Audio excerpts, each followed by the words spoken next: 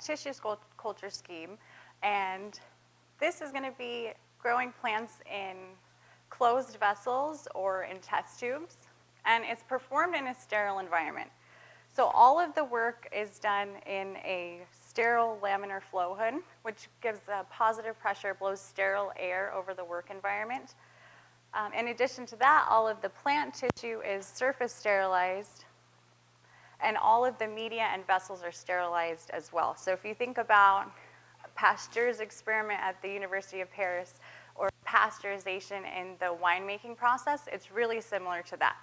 So everything is sterilized, and we can grow a plant just from a single cell or from a single node. We can grow a whole plant from that. And because we're doing the surface sterilization, or just taking a really small amount of tissue from the plant, we can sterilize the plants for pathogens like powdery mildew or even systemic viruses. Can also store for a long period of time with cold storage or cryogenic conditions. This whole idea is based on plant cell totipotency. So plant cells are, in essence, all stem cells. If you've heard about human stem cells that can change into different types of cells with different specializations, that's just like the plant cells, and the most totipotent plant cells are going to be the callus or the parenchyma cells. In theory, all of the cells are totipotent or powerful to change into other types of cells, but really the mature or the woody tissue doesn't work as well. It's a lot more difficult to work with. One reason for that is that the xylem, or the woody part of the plant, is dead at maturity, so it's enucleated. It doesn't have any material to divide and create new cells. And also that the mature tissue is going to tend to be more infected and also have more crevices for things to hide inside of. Okay, so what's in my media? We have sugar, that's the energy source. We're going to give the plants everything they need in their sterile environment for growth. So typically, of course, the plants are going to take in carbon dioxide and then fix the carbon to manufacture sugars, but we're going to give them the energy source within the media. We also put in the MS salts, or the Murashigian scum, and that's going to be just like your heavy 16. So it's going to be the nutrient solution. It has all of the macros and micros in it. If you're working with a really valuable strain or a rare type of plant, then you may also want to use antibiotics, and we've done a little bit of work with that. For oxidation, we use ascorbic acid. So it's just like in your kitchen, if you've ever used lemon juice when you serve like apples or avocado and you're not sure when your guests are going to show up, so you use lemon juice to prevent it from turning brown. We use ascorbic acid and other vitamins to prevent oxidation. And then, of course, we use the plant growth regulators, such as auxin and cytokinin. And the auxins are going to be more like your IBA and NAA for rooting, and then cytokinin is going to promote shooting. Okay, so under the umbrella of tissue culture, then we have micropropagation. And micropropagation is really attractive as a nursery practice because you can have exponential multiplication. I'll talk a little bit more about that in just a moment. So we can produce a really large number of plantlets in a small square footage. So that's important for sustainability in urban environments. It also means that because we're growing these plants in test tubes, there's less maintenance that's involved than if you were doing traditional clones. We also use less water and less electricity. And what we find in the realm of horticulture or growing is that the plant propagators are making the highest dollar per square foot. Okay, so all of the different stages. First, we have initiation. So initiation is we're going to start off the plants in shooting media, or media that has cytokinin in it, and that's the stage where the plants are all going to be sterilized. So that's like the intake. Okay? Then there is multiplication.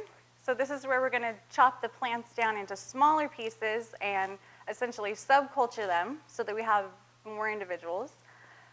Then later they're going to go into rooting, which is stage 3. That can either be within the tissue culture vessel or it can be ex vitro in trays with rock wool. And then the acclimatization is essentially hardening off, just like you do if you were taking plants from indoors to a greenhouse and then outdoors. You slowly increase the light intensity and decrease the humidity. And then that all goes back to a mother plant, which can generate more material to keep the cycle going.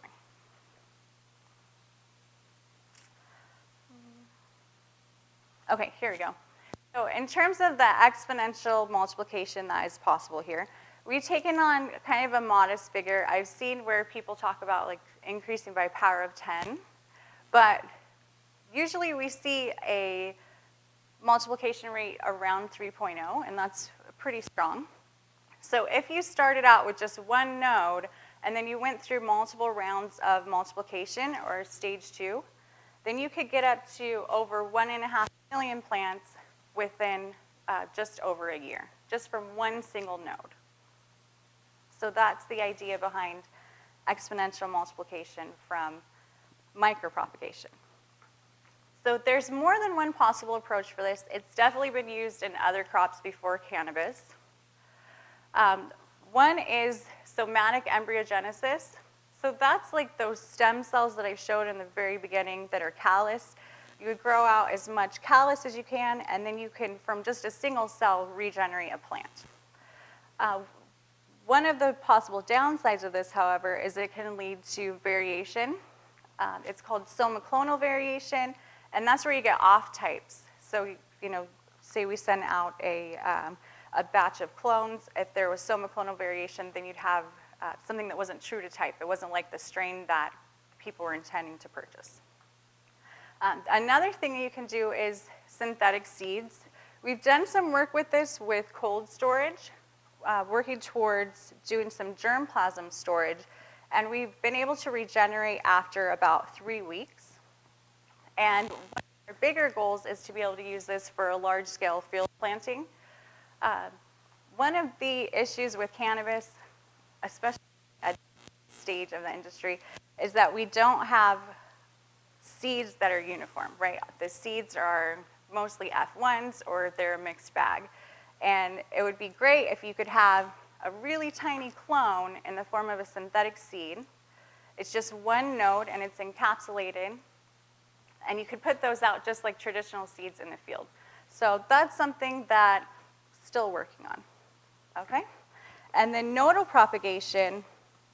Nodal propagation has been shown in other crops, like cucumber, to be more true to type, and you don't have such a problem with variation, unintended variation. So that's the idea that we're going for here, is nodal propagation and shoot tip propagation.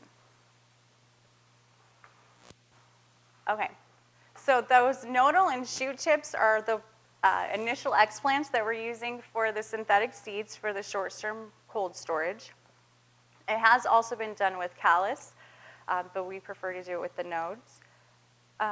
You can also do embryo rescue.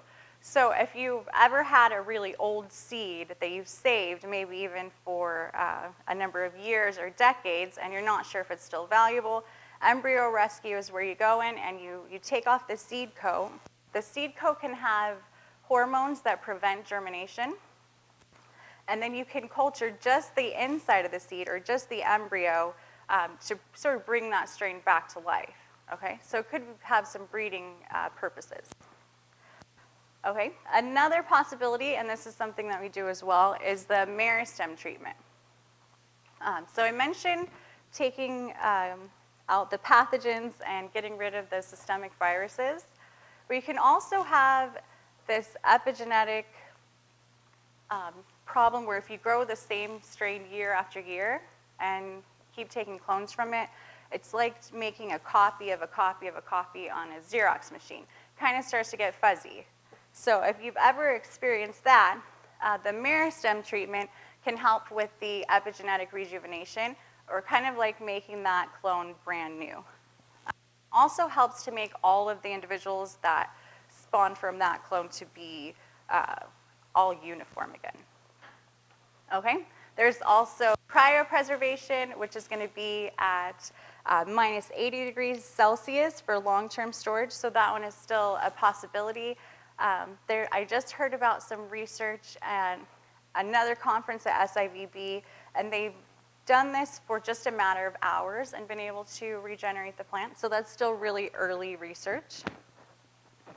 Okay, and then that somatic embryogenesis, again, that's where we take just the callus, or researchers do, and they can use that for genetically modified plants and then regenerate the shoots from that material. We're not doing anything with somatic embryogenesis. Okay, so I've talked a lot about the benefits and advantages that we're seeing with doing this process, but there are also some disadvantages. If you have been following tissue culture and cannabis, then you may have caught on that rooting is a little bit difficult. So I was a surprise because by traditionally propagating, you get roots pretty rapidly and it's fairly easy to do. But the problem is that cannabis doesn't like to be so wet all the time as it is when it's inside of a tissue culture vessel. So we've had to sort of work around that. Another thing is the multiplication rate. So like I said, we're shooting for a multiplication rate that's around 3.0, but it takes a lot of steadfast work to get there. Any agricultural endeavor is going to be labor intensive, and you do need talent, and as is labor intensive, can wind up accumulating a lot of costs. Since cannabis is fairly new to tissue culture, it's taken some work on optimizing media. And especially with the rooting, we see some precocious development. So everything isn't happening necessarily in a synchronized manner. What we would like to see in vitro is to have all of the plants root at the same time, right? Just like having a whole tray root at the same time. So the way that we have been working around that now, and it's really common in other crops, like pistachio, is to do the rooting ex vitro, and then we can get the rooting done in 10 to 14 days.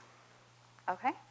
And then when you scale up, you really need to control the variability as well.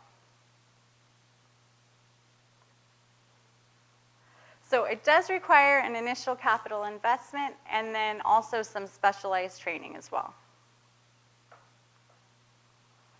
Okay, so I mentioned before growing plants in test tubes, but there are also different types of vessels that can be used, as well as you want to have a good gas environment. So like I mentioned before, typically the plants are going to fix carbon and make their own sugars, and if they can get access to CO2 and light, they can do that as well, and that's called a photoautotrophic culture. So in addition to that, you should also consider having a less humid environment outside of the tissue culture vessel so that there's a potential difference, and it tends to help to dry them out a little bit. And then other than that, we're using a gel-based media that's made from agar. It's derived from seaweed. And that is the most common, most popular substrate that nurseries use across crops. There are some other options like vermiculite, peat, things like that, but we're using the agar-based media. We've been developing a tracking system and a barcoding system. Labeling is really important as you scale up. One of the biggest possible sources of variation is if you mix something up because you don't know what it is, okay? And we want to keep track of which strains we're working with. Other than that, you want to have your germplasm separate from the stuff that's in production. So it reduces the number of mother plants that we're required to have, but it doesn't completely eliminate them, because we still need to keep a true to type copy of the original just in case something gets mixed up down the line or something unexpected happens. Okay, so cannabis produces all of these wonderful secondary metabolites that give us the effects, including the terpenes and the cannabinoids. One thing here, though, is it causes a lot of oxidation and some toxicity in vitro. So that's one of the challenges why cannabis is a little bit difficult to work with.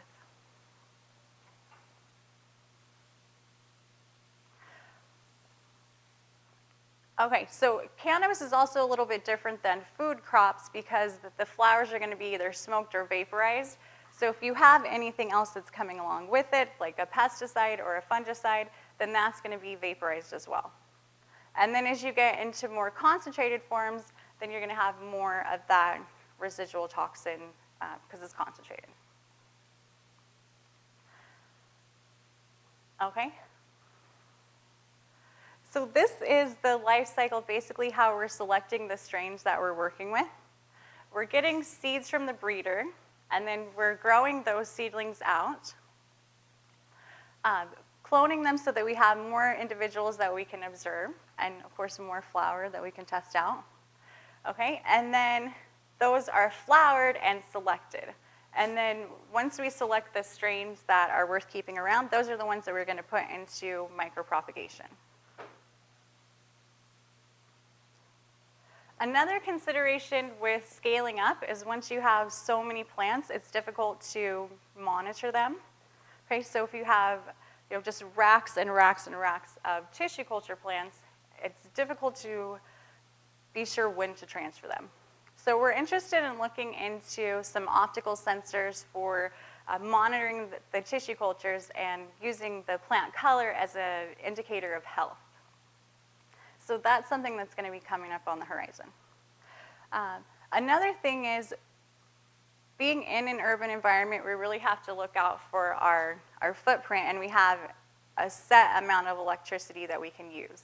So we're testing out some LED lighting from Cavitec, and we're looking forward to releasing those results pretty soon. From Knockout Genetics, our company, we put out some publications. So we had one that was on shooting and meristem culture. Okay, we've also looked at the interaction between nutrients and rooting. We've done the embryo rescue, the short-term cold storage with synthetic seeds. We've validated the ex vitro rooting in cannabis, and we've also played around with some antibiotics for the rare strains. So Knockout Genetics has been developing these techniques and the media. We've been doing small-scale research and development, and we offer consulting for the meristem treatment and the in vitro strain establishment. And recently we created a partnership with Certified Plant Science, and we're hoping to be able to sell our clones on the legal market in June 2020. Okay. So just a little bit more about the background of Certified. The breeder from the cookie fam, Flux, is one of our partners in Certified, and he co-developed the Girl Scout cookies, the Thin Mints, the Sunset Sherbet, and most recently Play-Doh. Okay, so a little bit of a plug for him and our crew there. Another possibility that can be done in vitro is polyploidization. So polyploidization is when, as a breeding technique, you double the amount of chromosomes that are in the plant, and it can give larger plants and also potentially more vigorous and higher yield. Also, as part of a breeding scheme, you're going to need to screen the plants to see if they're valuable or if you should throw them away, right? So you can produce large numbers of plants for trials through tissue culture. And then once you've selected and you decided which ones you want to grow, produce a large number of copies for the market as well. In rare cases, the somoclonal variation can be useful. So if you see something interesting, usually we would want to get rid of the variation, but sometimes there's a mutation that can be useful. Usually the somoclonal variation is going to come up under high levels of growth hormones, though. Okay, and then genetic engineering would not be possible if it wasn't for tissue culture. Okay, so this is our process here. So we're going to go through the 4 stages here. So we have initiation. That's where we're going to sterilize. Okay, stage 2 is multiplication. We're going to make more plants out of that first node. Then it's going to go into rooting and hardening off. So any of the plants right now that we're rooting in vitro are going into our mother stalk. And then we also have another pipeline here where we're doing from stage 1, or I should say from stage 2, the ex vitro rooting. So that's going to be where you root the small liner plants that came out of tissue culture, traditionally in rock wool cubes in propagation trays. Okay? And then here they can go back into the cycle. So they're rooted. We're going to feed them and harden them off a little bit before sending them off to the grower, who's going to flower them, and then hopefully keep coming back as well, keep the cycle going. Okay, so one of the reasons why this has been getting so much attention lately is because the testing has been more stringent. Okay? And unfortunately, some material is having to be discarded or diverted because it can't be sold on the regulated market. So if you have powdery mildew or other fungus, then you can't use the material. And if you spray antifungals, then you can't use the material. So you're kind of like damned if you do, damned if you don't. So tissue culture can help with this problem. You guys might have seen about the controversy on Eagle 20. So there's a cyanide group here, and usually if this is used on turf, it's not really a problem for anybody, or even potentially on food crops, this cyanide group is going to stay intact. But if you heat it up and it's volatilized, then a person can wind up smoking it. So it's essentially poison, it's cyanide.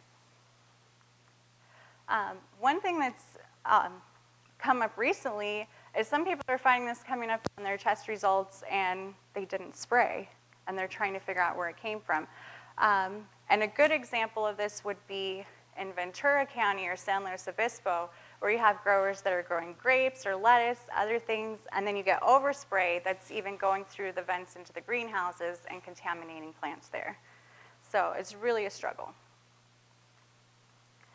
So plant tissue culture can help with that by helping to get rid of the surface pests and pathogens, as well as the systemic pathogens, and potentially reducing the amount of pesticide, because we're just starting out with a few cells. The meristem is just like a little scoop from the shoot tip. Okay. And as the international market starts to open up, or let's start with federal legalization in the United States, then it's going to be possible to ship some of these strains internationally. Usually, these things are regulated pretty heavily in terms of needing to have clean plants coming in. It's kind of like bringing plants into your garden. You would really want to be sure that before you bring them in. So same kind of thing if you're importing plant material.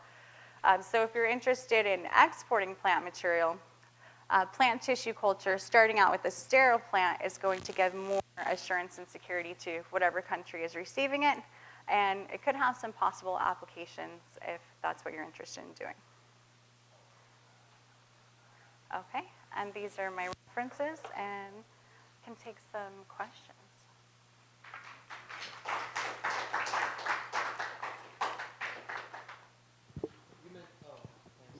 You mentioned that Knockout had published a couple reports on some of those findings.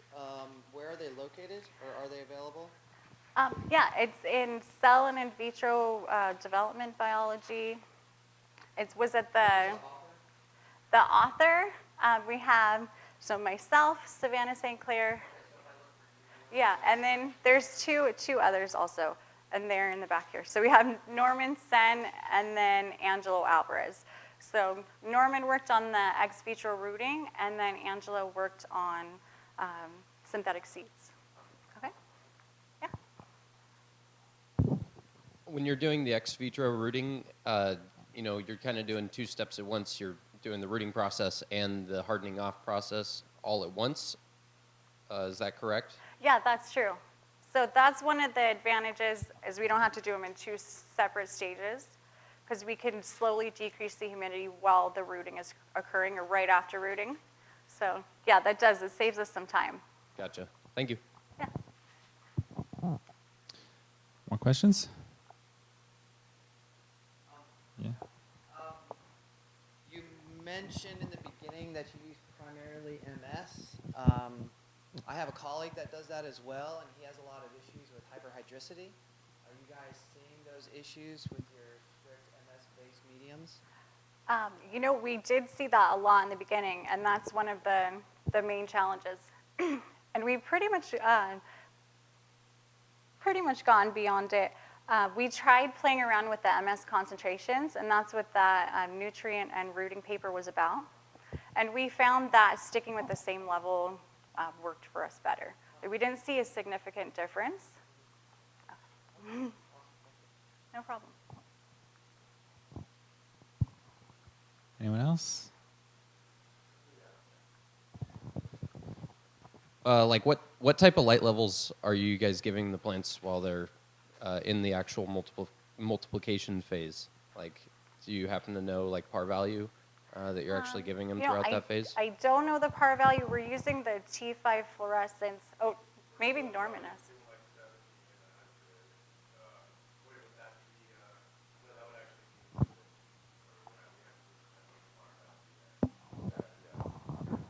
Yeah, so we're still using the T5 fluorescence, but we're looking into the LEDs, hoping to find something with the correct spectrum and par value, because that's one of the challenges with LEDs, right? Yeah. So. What humidity levels are you running in your growth chambers? Because you mentioned you like a little lower. Yeah. Monitoring those? So yeah, less than 40%. Mm-hmm.